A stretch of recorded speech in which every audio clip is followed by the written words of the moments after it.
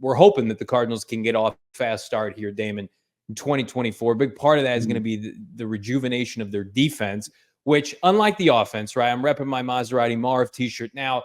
The offense is getting all the accolades, the praise, the respect you would assume that comes with a group that is led by Kyler Murray and company.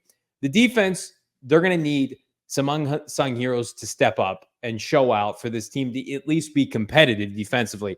They largely had the second, third worst defense in most statistical categories last year. I don't hold that against them at all. I don't know how everybody feels in the chat. They just didn't have the personnel to compete.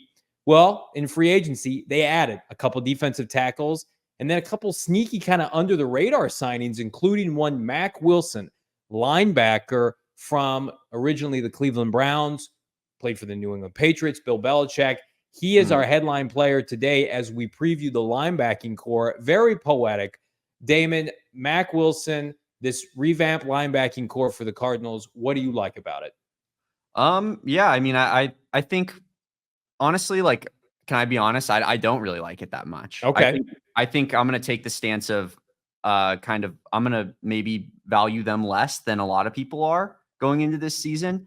I see here I put wide receiver core. I didn't change it to linebacker core, so sorry about that. But yeah, I mean, Kyzir White I think is a good player. I think, you know, the thing about linebackers is it's probably the least impactful defensive position in current NFL, like an off-ball linebacker. So you're not going to, I think it's intentional that the Cardinals don't have a ton of talent here at off-ball linebacker and that they didn't invest a ton into it because they don't see it as a position that's going to make or break their season necessarily.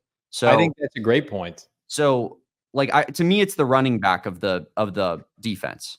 Like it's a little bit more plug and play than it is, you know, a lot of other positions. And I think Kyzir White is a decent player. I don't think he's going to hurt you. And I think he's a good leader. And I think he provides a lot of intangibles that, you know, when he's not playing last year, you obviously see that you felt his presence missing. But Mack Wilson to me is more of a kind of like your third linebacker guy, in my opinion. Like he'd be the guy that I would want subbing on kind of in pass rushing situations because last year he primarily played edge for the New England Patriots last season.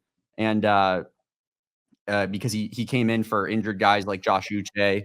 And I think Matthew Judon got hurt as well. So he was playing a lot of edge rusher, which was not, you know, his position that he was necessarily accustomed to at an NFL level, but something that, you know, he said in his own words that we'll get to later that he feels very comfortable doing.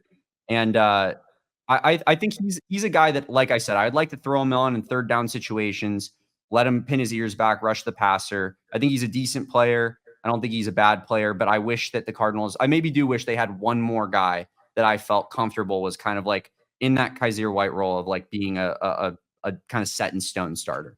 They just needed so much this offseason that, you know, every time we do the PFF mock draft simulator, there'd be quality 3-down linebackers that would fall to this team, right? Like, was it Jeremiah Trotter's son fell from Clemson every time we did one? And it's just like, they need everything else. They can't go and take one. And I'm with you. Like part of the reason I like this group, and I wasn't being tongue in cheek and you echoed it, is that this franchise, as early as 3 years ago, prioritized inside linebacker with just about every position on the team. Like it was a point of emphasis for Steve Keim that it's become just a joke that's been beaten to death. But like Steve Keim would watch what the Niners were able to do with the Navarro Bowmans and the Patrick Willises and now the Fred Warners and company. And they would say like, hey, I want that.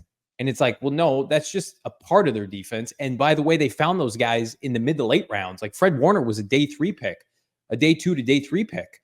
Yeah. And Steve Keim's like, I'm just going to get them in the first round. And even if they don't play this position and they don't have the natural ability to play it, they're going to be big and have really good measurables. They'll instantly become a star inside linebacker. Because to your point, it's thought of largely as the running back of the defense. So he took an Isaiah Simmons and he took a Hassan Reddick and he took a Zaven Collins and he's like, hey guys, this isn't your natural position at all. Let's play this role. And I don't want to downplay this. I want everybody to hear me when I say this.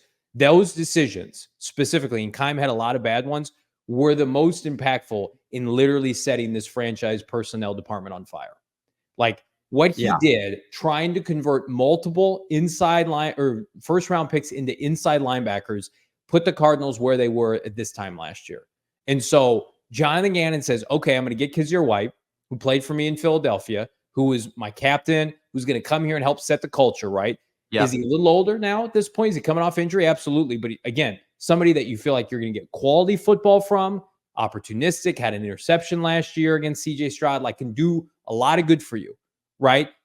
Or excuse me, against Dak Prescott. And then on the flip side, let's go out and sign a young kid in Mack Wilson that played for Nick Saban, that played for Bill Belichick, that understands what it takes to be a good pro. And let's see if he can take his game to the next level. Like you mentioned, his time with Bill Belichick, rushing the passer last year in New England, interchangeable chess piece that you can move around. And on the Cardinal defense, like, let's see what he's got off the edge. And speaking of that, he spoke about Damon, his pass rush abilities today. And I thought these comments, Damon, really interesting as to what the Cardinals may do with him.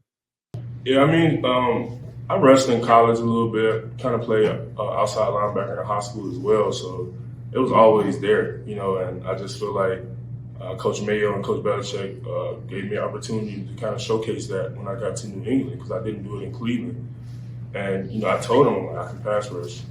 And they gave me an opportunity, obviously. And we had a few injuries last season. Judon and Uche went down. And, they was just like, all right, let's give Mack a shot.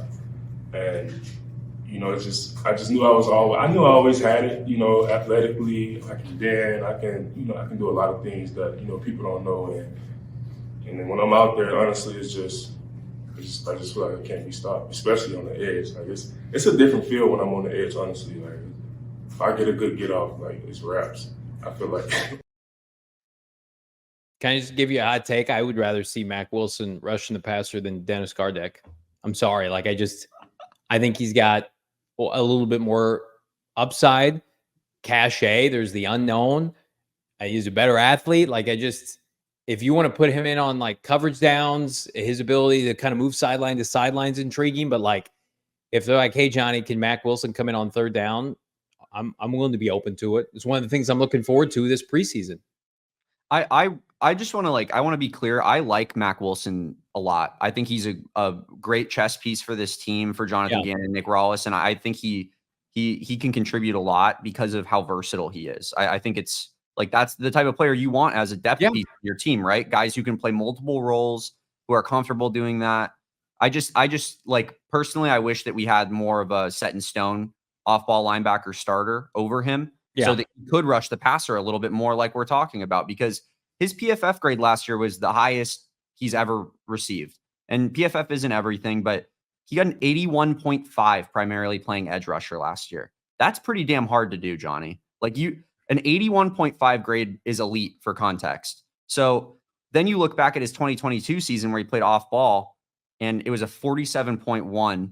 And he's kind of been back and forth in his career. He's kind of had roller coaster seasons where it's been bad grade, good grade, bad grade, good grade. So, I think he's a little bit maybe of a inconsistent player in that regard, but he's a guy that, it's going to be exciting to watch him play. And as far as, you and Dennis Gardeck and your personal vendetta that you have against him, I think it's more exciting for sure to watch a Mack Wilson when Dennis Gardeck's ceiling is probably not that high. Like he's a good player and he has a good floor, but it's possible Mack Wilson can reach heights that we've seen that Dennis Gardeck cannot. Let's check out that list of the linebackers once again here before we get back to Mack Wilson. Because Damon, I'm looking at this. I think Kyzir White's B to B plus. I think Mack Wilson, you've got an opportunity to get to a point where he's a valuable piece of your defense, move him all over the place. And then I'm going to skip ahead to number 4, Chris Barnes, who, as Ozzy and a lot of people in the chat have highlighted, underrated. Played really good for this team down the stretch when they lost Kyzir White, right? When they were struggling at linebacker. Josh Woods went down, who's no longer with the team. Chris Barnes, to me, savvy veteran, played good football in Green Bay. If he's, your first option off the bench, I have no issue with that. And I think he's deserved an opportunity here to compete for some starting playing time. And again, you hit the nail on the head earlier. You're not paying any of these guys anything. Kyzir White's making between $3 to $6 million max this year. Mack Wilson's contract is modest. Owen Papo, the 5th rounder last year, didn't see much time, has to get a little bit more physical in between the tackles. Maybe he has an opportunity to show what he can do on NFL Sundays this year. Like, it's not a group that's going to set the world on fire, but it's the exact kind of prototype that they want. Jonathan Gannon does not want the Steve Keim. He used to call him, I want 2 big trees in the middle of the field, 6'4", 6'5" line. No, idiot. Jonathan Gannon wants guys who are about 6 foot, 6'1", 230, 240 pounds that are light on their feet, that can cover a lot of space, because who's doing the dirty work for the linebacking core? The line of scrimmage players. Yep. The Zaven Collins is now. The B. Joel Jalaris, and then now most importantly, Justin Jones, Bilal Nichols, Darius Robinson, right? Dante Stills. That's literally and figuratively the first line of defense. So these guys just have to have opportunities presented to them. Pick a pass off, deflect a pass, force a fumble, fill a gap from time to time, cover a linebacker. I think this group is going to be solid enough to be respectable. And that's kind of what Mack Wilson spoke about again today is, Damon, it starts up front with this group. Like, they're going to have success. It's really predicated on what they get from those front 4.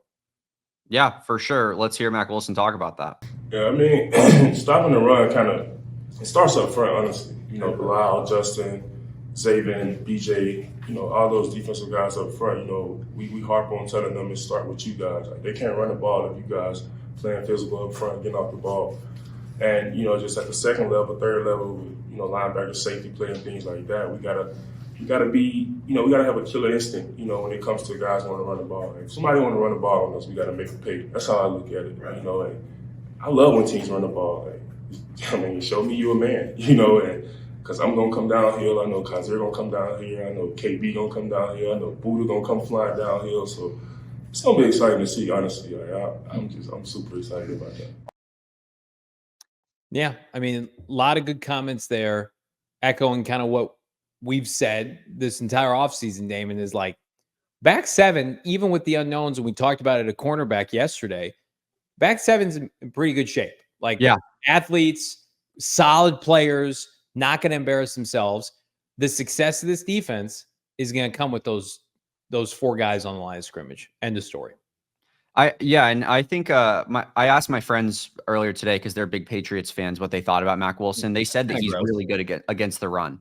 Yeah, they said that his run defense was like pretty impressive last season, and that makes sense given his grade, honestly, because oftentimes that's kind of setting the edges is a huge factor there. But I do want to say that, like, I think that the way that they're going about this linebacker core is the right way to build a winning team. agreed. Like we've been talking about. Like, yeah, while on paper, am I saying, like, I wish we had one guy I felt a little bit more comfortable as a starter? At the same time, like, when you're building a roster and you have limited resources, I don't expect you necessarily to push all your chips in the middle on your off-ball linebackers. Like, that's Right. We've seen that it's the complete wrong way to build a winning team. So, like, think about, I was thinking about it right now. Like, think about guys, off-ball linebackers that were picked in the first round. I don't want to think about it. Jermaine Edmonds, like that, he's not worth that. Devin Bush, he's terrible. Like, it's guys, it's a bunch of guys like that. Fred Warner, like you mentioned, was the 70th overall pick in the draft. That's the way that I think that the Cardinals are going to want to build. Like we saw with the running back position this year. Like we drafted Trey Benson in the 3rd round instead of looking at Najee Harris in the 1st round, like maybe Steve Keim wanted to do back in the day. So, like, that's the difference in philosophy, and that's how you're going to build a winning team. So the Cardinals aren't going to win the Super Bowl this season. I don't think anyone's expecting that. Wow, how dare you? We expect, progression and showing that this build of this new regime is moving in the right direction. I think year 3 is going to be the year that maybe you expect the playoffs in particular, but that's maybe we see it next year where they're like, we're going to spend a 3rd round pick on an off-ball linebacker, but they're never going to be the guys that are giving a guy a $70 million contract for 5 years to, get 200 tackles, and essentially that's it.